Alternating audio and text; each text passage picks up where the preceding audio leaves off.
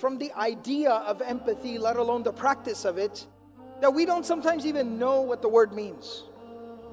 We know it sounds something kind of like sympathy.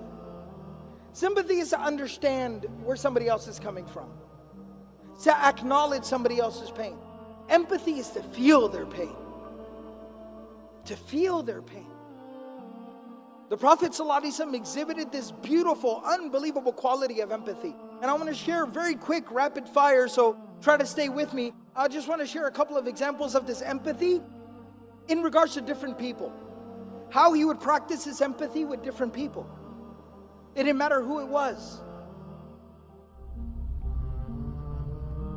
When Ikrimah, the son of Abu Jahl was the man who had declared war against the Prophet ﷺ, the Muslims and Islam.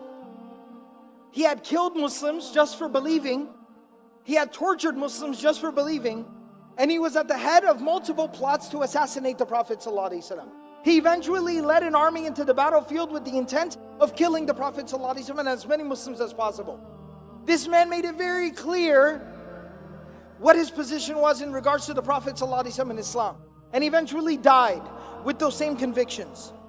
His son, who had fought by the side of his father, and in fact continued his father's work after his father's death, he is now coming to Mecca to meet the Prophet ﷺ after the conquest of Mecca. And the Prophet ﷺ, when he receives the news that Ikrimah has entered Mecca and he's on his way to see you, the Prophet ﷺ turns to his companions and he says, his father's name was Amr bin Hisham, and they used to call him Abu al-Hakam because he was a leader of his people. But the Muslims used to call him Abu Jahl because of his actions and his conduct. The Prophet ﷺ turns to the Muslims, the believers, and he says, Ikrimah is coming. And I am hopeful that he will embrace and accept Islam.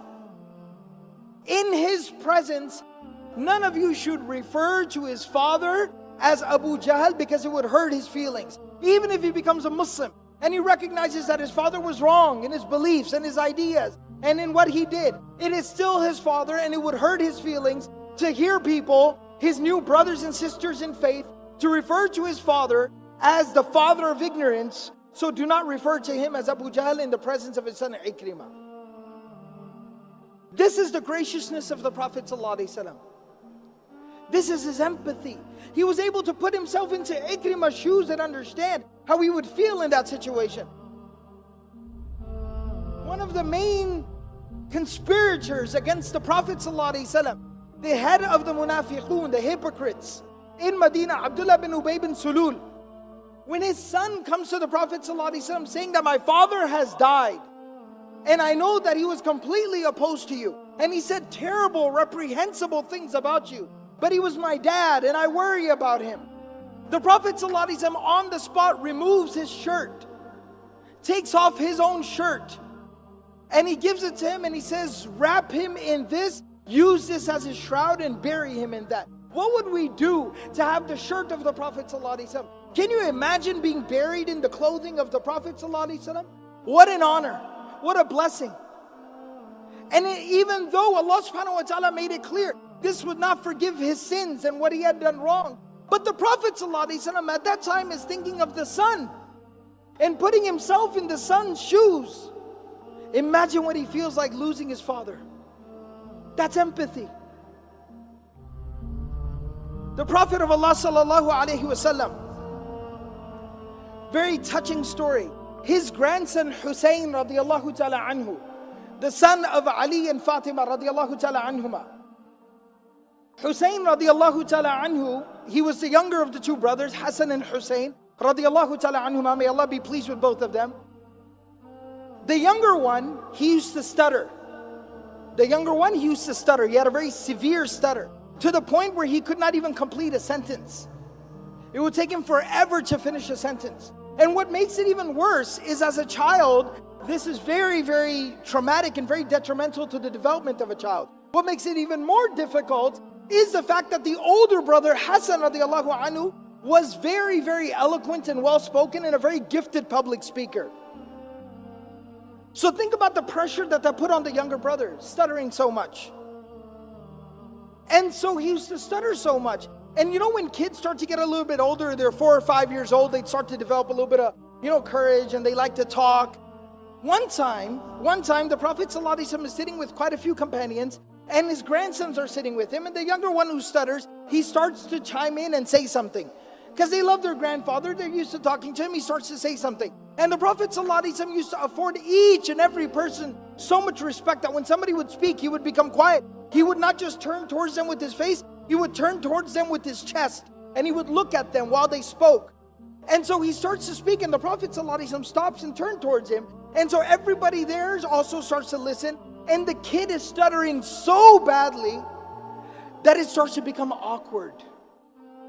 And some of the people naturally, not viciously, not maliciously, some of the people naturally, they start to kind of exchange some glances, almost feeling bad for the kid, because he cannot even get through a single sentence. It starts to get really kind of like awkward.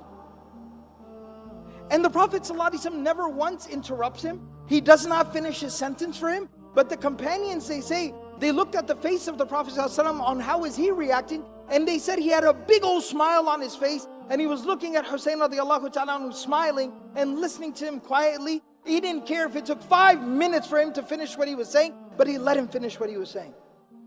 And when he was finished saying whatever he was saying, the Prophet ﷺ at that time turns to everybody else that is sitting there, because everyone was so weirded and awkwarded out. He turns to everyone and he says, لَقَدْ وَرَثَهَا عَنْ عَمِّهِ مُوسَى. He inherited this from his uncle Moses. Referring to Musa alayhi salam and the fact that he used to stutter. That don't feel bad for him, envy him that he shares a trait with one of the great prophets of God, Musa alayhi salam. He turned that negative into a positive, putting himself in that child's shoes and realizing what he needed at that time. He needed love and support and acceptance for who he was, for however he was. And the last story about empathy that I'll share here is a very touching story. Bashir radiallahu ta'ala anhu, a companion of the Prophet ﷺ, he was an Ansari. He had gone out for one of the campaigns, the military expeditions. And when the Prophet ﷺ did not go on this particular journey, so when they would return back, he would go outside of Medina to welcome them back. And all the kids whose fathers had gone out, they would also go out there to welcome their fathers and their brothers and their uncles, etc. home. So they're out there and they're all waiting for people to come back. And as slowly everybody is coming back, and the Prophet ﷺ would wait, and then he would come at the back of the army.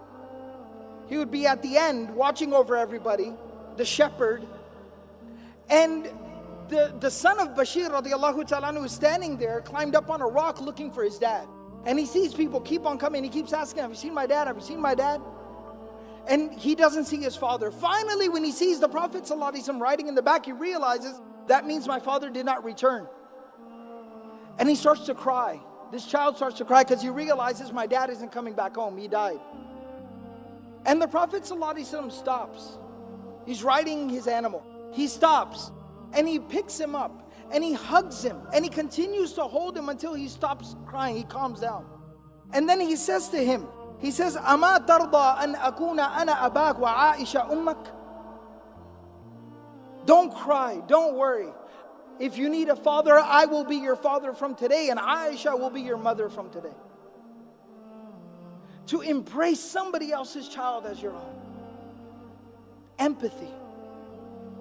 And look how it beautifies a person's conduct and character.